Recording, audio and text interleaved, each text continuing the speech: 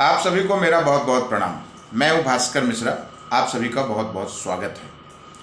मित्रों, जो खनाना बैरियर पर जो घटना घटी, विधायक पुत्र ने जो फॉरेस्ट गार्ड को पीटा, उस संबंध में अभी तक जो है कोई गिरफ्तारी की जानकारी नहीं है।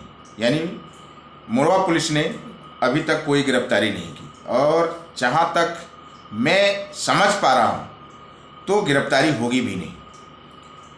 सवाल एक बहुत बड़ा है जो छूट गया था मेरे मित्रों, वह यह है कि आखिर जिस गाड़ी को रोकने की वजह से विधायक पुत्र इतने आग बबूले हो गए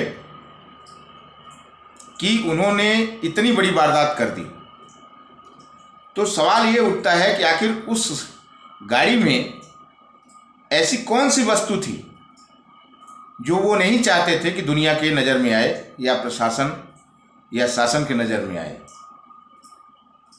अब आप कह सकते हैं कि वो कोयले से लदी हुई गाड़ी थी। कोयले से लदी हुई गाड़ी में तो इतना ज़्यादा आपा खोने की बात नहीं थी, क्योंकि जैसा कि आपने ये सुना कि विधायक के दूसरे पुत्र जो हैं उन्होंने ये बता ही दिया कि टीआई, एसडीओपी सब कोयला चोरी करवाते हैं।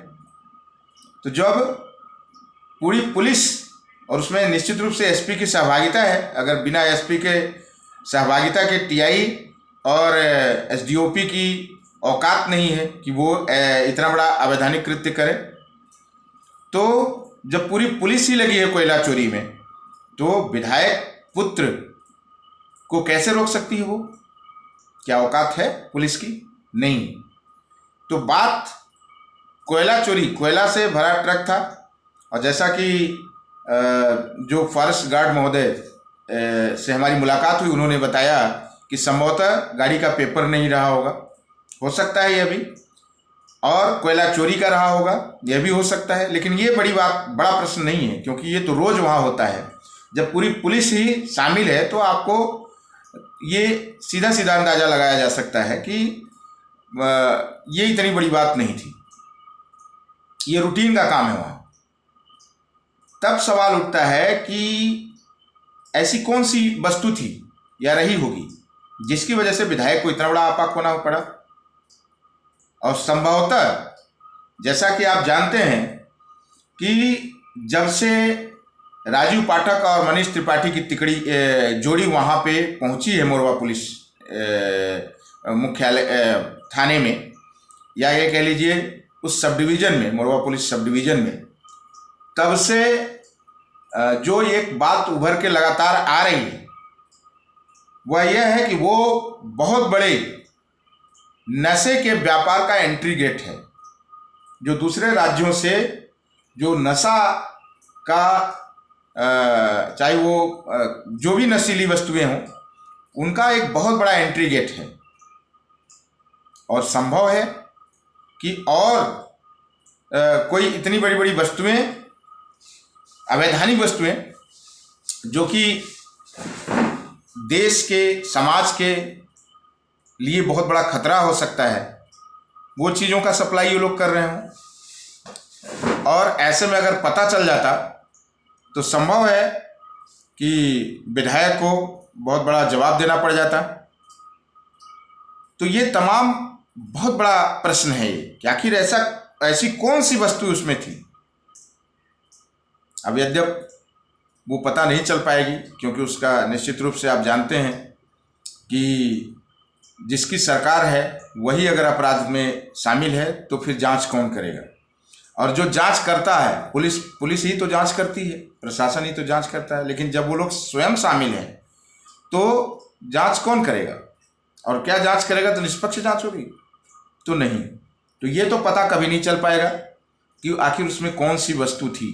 अब मुझे ऐसा लगता है कि जब इतनी बड़ी वारदात की गई कि किसी को जान से मारने की बात आ गई, गोली चल गई, तो निश्चित रूप से ये कोयला चोरी से ऊपर का मामला है। या तो बहुत बड़े स्तर पे कोई ड्रग्स वगैरह की बात है, उसमें बहुत जखीरा रहा होगा, या और कोई ऐसी कोई ऐसा आपराधिक कृत्य उसमें रहा होगा ऐसी कोई वस्तु रही होगी जो हमारे राष्ट्र के खिलाफ हो सकता है। कोयला, छाई, ये तो सब आम बात है, वहाँ रोज उस बैरियर से निकलता है। और एक बात और लगातार कुछ लोगों ने कमेंट बॉक्स में लिखा कि जो खनाना बैरियर पे वसूली होती है, हर बैरियर पे वसूली होती है, ये हमको भी पता है, सबको पता है, पूरे समाज को। लेकिन सवाल ये है कि विधायक किस लिए चुने गए हैं? वो विधायक क्या कर रहे हैं?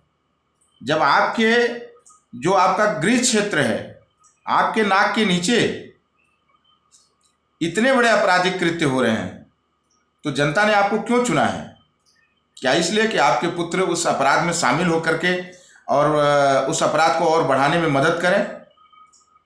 आखिर क्यों? अभी आपको बता दूं, मैंने लगातार शिकायतें की हैं कि अभी इलेक्शन कमीशन में ये सभी जो 8-8 साल से टीआई यहाँ डटे हुए हैं, थोड़े बहुत कार्यकाल को छोड़ दिया जाए तो, उन सबकी शिकायत हमने इलेक्शन कमीशन में चुनाव के पहले आचार संहिता लगते ही की थी।